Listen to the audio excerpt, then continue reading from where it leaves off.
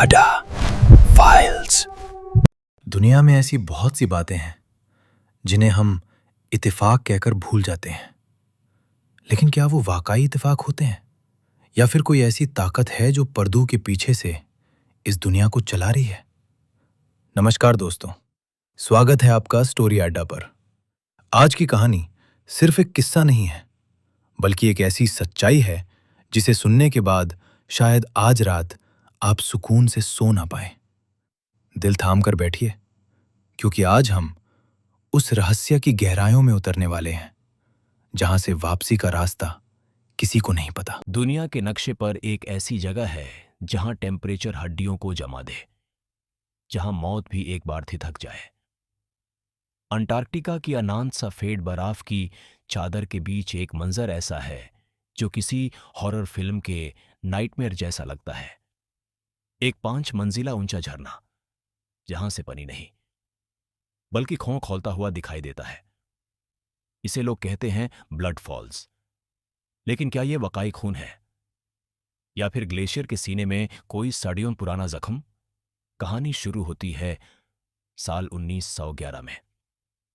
Geologist Griffith Taylor ने जब पहली बार इस मंजर को देखा, उनके होश उड़ गए। ग्लेशियर की सेफ्टी के बीच गहरा लाल रंग किसी बड़े हादसे का इशारा कर रहा था। शुरुआत में लगा कि शायद ये कोई रेड अलगेवा है, कोई नन्हे पौधे, मगर सच्चाई उससे कहीं ज्यादा गहरी थी। ये राज टेलर ग्लेशियर के 400 मीटर नीचे दफा था। वहां एक ऐसी झील लगे है जो पिछले 20 लाख साल से दुनिया से कटी हुई है। एक ऐसी जगह जिसे हम फ्रोजन टाइम कैप्सूल कह सकते हैं। सदियों से ना वहां सूरज की धूप पहुंची, न ताजी हवा। वो एक अलग ही दुनिया है जो बर्फ की दीवारों के पीछे बैंड है। अब सवाल यह था कि ये लाल रंग आता कहां से है। इसका जवाब छुपा है केमिस्ट्री में।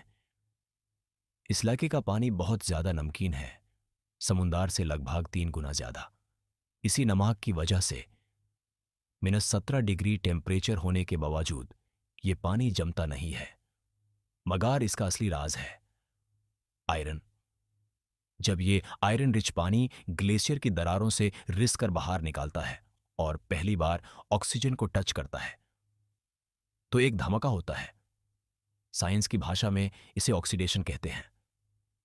बिल्कुल वैसे ही जैसे खुले में रखे लोहे पर जंग रस्ट लगता है।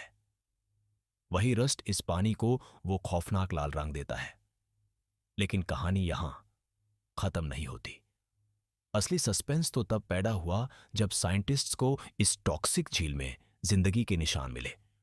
बिना रोशनी, बिना ऑक्सीजन और इतने नमकीन पानी में भी कुछ एक्सट्रीमोफाइल माइक्रोब्स जिंदा हैं। ये आम बैक्टीरिया नहीं है। इन्होंने सदियों से लोहे, आयरन को सांस बनाकर जीना सीख लिया है। ये माइक्रोब्स हमें बताते हैं कि शायद हम ब्रह्मांड में अकेले नहीं हैं।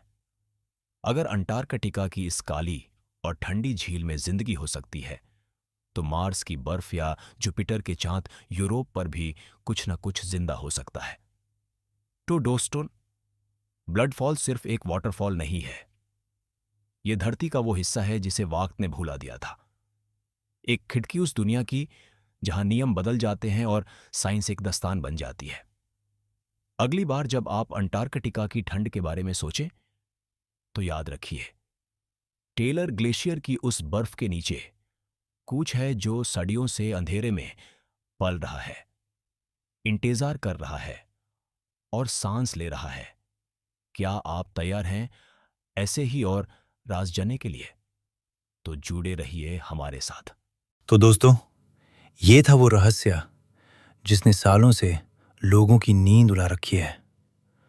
कुछ सवाल आज भी सवाल ही है, और शायद उनका जवाब ना मिलना ही बेहतर है, क्योंकि कुछ दरवाजे ऐसे होते हैं जिन्हें बंद ही रहने देना चाहिए। आपको क्या लगता है? क्या ये सिर्फ एक डर है या फिर किसी अनजान दुनिया का इशारा? कमेंट में अपनी राय जरूर दें। अगर आपको ये कहानी पसंद आई तो स्टोरी अड्डा को सब्सक्राइब करके इस मिस्टीरियस सफर का हिस्सा बने। अगली बार मिलेंगे एक नए रहस्य और एक नई सच्चाई के साथ। तब तक के लिए सावधान रहें, क्योंकि अंधेरा कभी अकेला नहीं होता।